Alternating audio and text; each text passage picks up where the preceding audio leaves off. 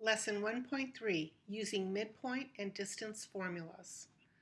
Let's take a look at a segment on a piece of paper, and let's visualize a midpoint. If you were to fold point B onto A, making sure all the points on the line match, and then unfold it, you would see that where at the fold, you would be finding your midpoint because this length will be the same as this length.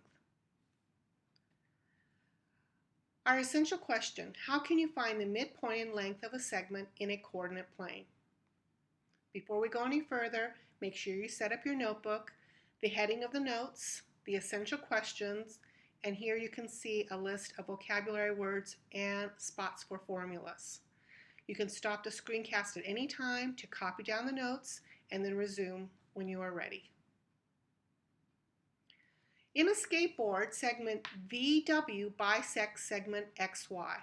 So this is segment VW. It's actually doing the bisecting, which it means to cut into two equal pieces. And we can see that the pieces are equal because there's a tick mark here and a tick mark here, meaning that they are the same size. We know that XT is 39.9 centimeters, and the question is to find XY. So we're going to use the segment addition postulate. The big distance is equal to the two little distances, which are exactly the same. Now, since 39.9 is really close to 40, this answer is really close to 80, but it's slightly shy, so it's 79.8, and the answer is in centimeters. Okay, so what we've been talking about is a midpoint. This is our vocabulary word. Take time to copy the picture of a midpoint and take time to copy the notation. If we do have a midpoint, these two segments are congruent to each other. That means the set of points match each other, and their lengths or distances are equal to each other. Our next vocabulary word is segment bisector, and a segment bisector can be a point, ray, line, line segment, or plane. Copy this picture. You can see the green line is the segment bisector. So it's actually this, a line. So that's the example that we're seeing. And again, a segment bisector will create this idea of congruency and equal distances. Okay, let's go to this problem right here. We can see that we want to identify the segment bisector and then find PQ. Okay, so this is the segment bisector because that's the midpoint and this is the one that's doing the cutting. So the answer to the first part of the question is the segment bisector is ray MN. And this is how we would write it, making sure that the endpoint is first. The question is to find PQ, so PQ will be using the segment addition postulate, this length plus this length. Now, 0.78 is the same thing as 0.875, so you can change it to a decimal. And then when you add both of them together, you get 3.75 as your answer. All right, what is the segment bisector here? You can see the only thing that's going through the midpoint is a point, so the answer is point M. And PQ will be equal to 2 and 2/7. I'm not going to change it to a decimal because I would be creating a repeating decimal. So the answer is 4 and 4/7. All right, point M is the midpoint of this segment, and we want to find the length of VM. So we would like to find this length. So what we would like to do is set the two lengths equal to each other, do some algebra, and x will be equal to 4. This is not the answer to the question. It's the answer to what x is. So VM will be equal to 4 times 4 minus 1, and the answer is 15.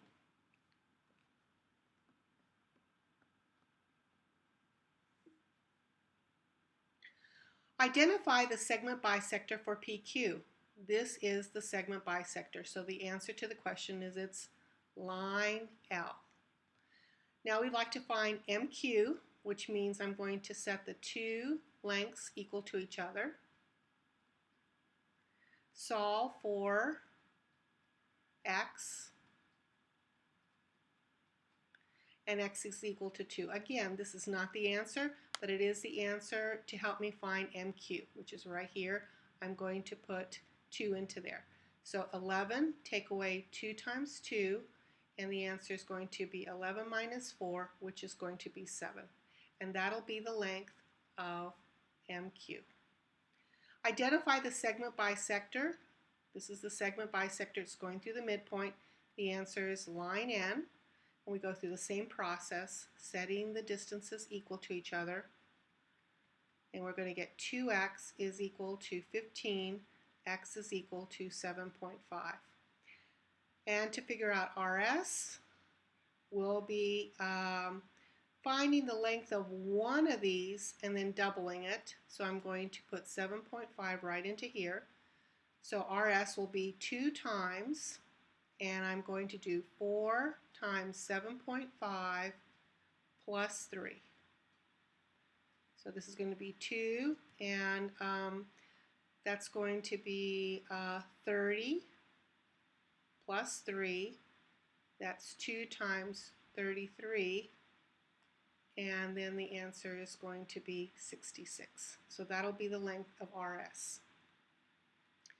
Find the midpoint of segment AB. So here's segment from A to B, and we want to find the coordinates of this midpoint, somewhere in between here. Now let's go ahead and make this right triangle, and this point will be the point. It's going to have the same x coordinate as that one, and it's going to have the same y coordinate as that one, which is -2. And I'm going to try to find the midpoint along the horizontal, and I'm going to be using the 2 x's. And to find the middle means to find the average. So I'm going to take -5 plus 3 divided by 2, and then this is going to be -1.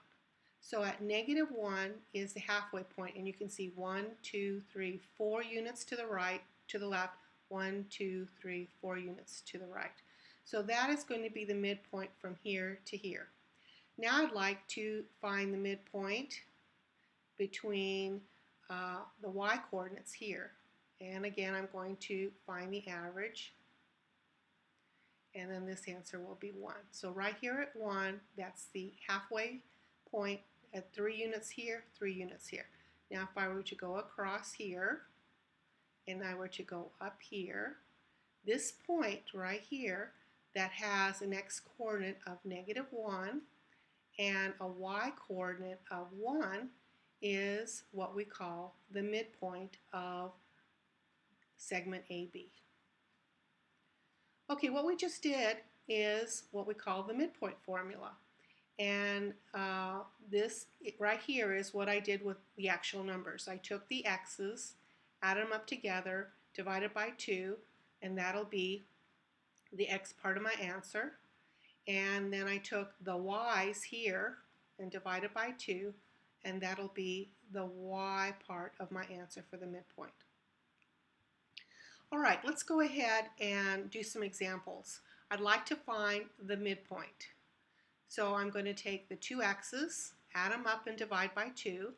So midpoint M will be equal to 1 plus 4 divided by 2. Now I'm going to take the 2 y's, which is -3 plus 2, and divide by 2. And if I simplify, the answer is going to be 5/2, and then this answer will be -1/2. So this will be the midpoint. Now let's take a look at what would happen if I was given the midpoint. So if I was already given the midpoint at 2, 1, and one of my endpoints was J, they're asking us to find the other endpoint, which is K. All right, so let's go ahead and write this up. My midpoint is 2, 1. One of my points is J, which is 1, 4, and the other point, I don't know. Okay, according to the formula, I'm going to take my 2 x's, I'm going to add them up, divide by 2, and this will be my answer, which is 2. If I cross multiply, I'm going to get 1 plus x is equal to 4, and therefore x is equal to 3. All right, to figure out the y, I'm going to take the 2 y's at the endpoints, 4 plus y, divide by 2, and I know that the answer is going to be 1. I'm going to cross multiply, and I can see that my answer will be negative 2. So the answer to this k, point K, will be 3 comma negative 2. And if you look at my diagram, there I am right here at 3 negative 2.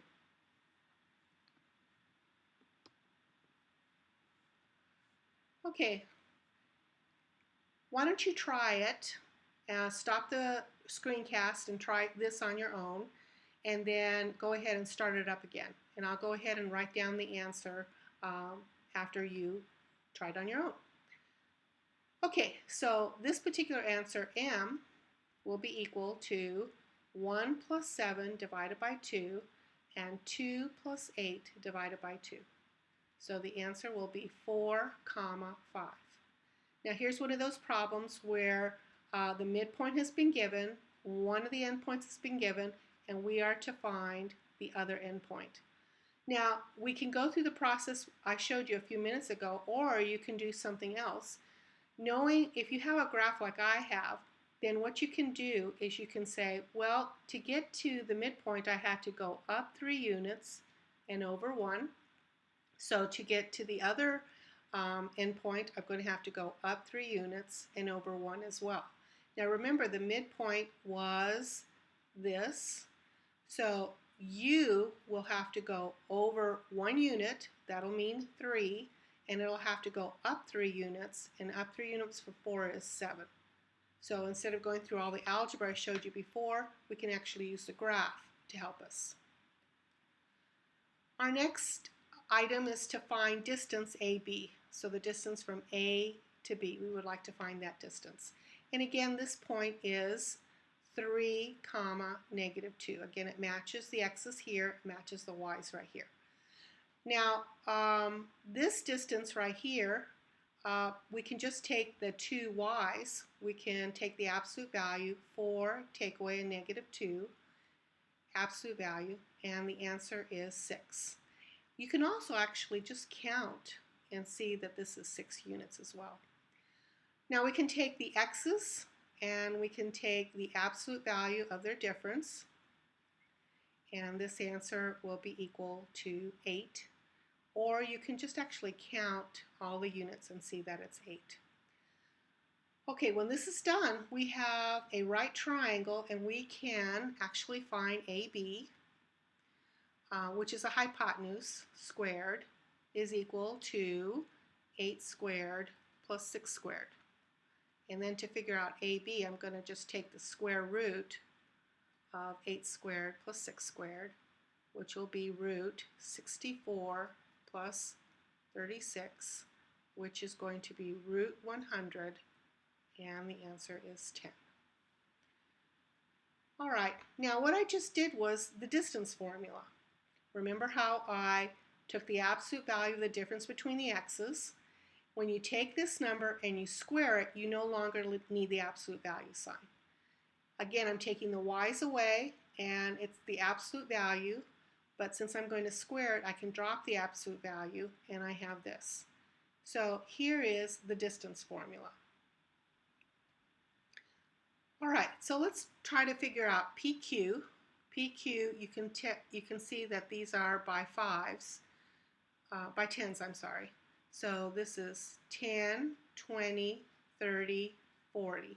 So distance PQ is 40, distance QR, and these are going by 10 again, 10, 20, 30, 40, 50, 60, 70.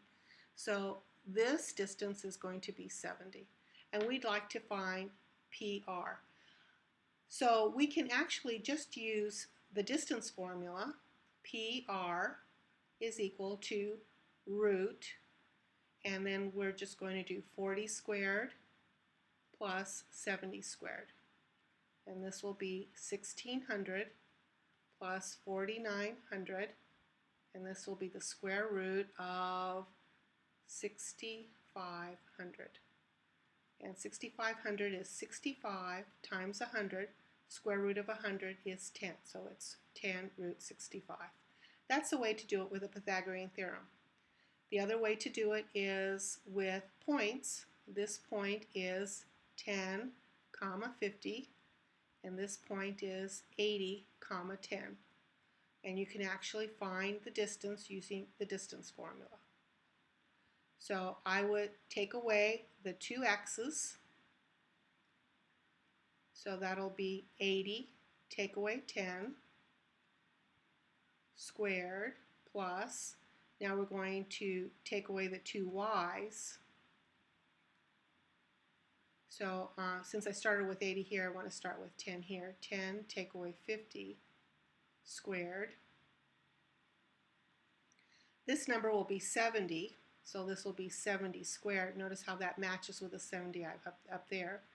And this is going to be negative 40, but when you square negative 40, the answer is going to be positive.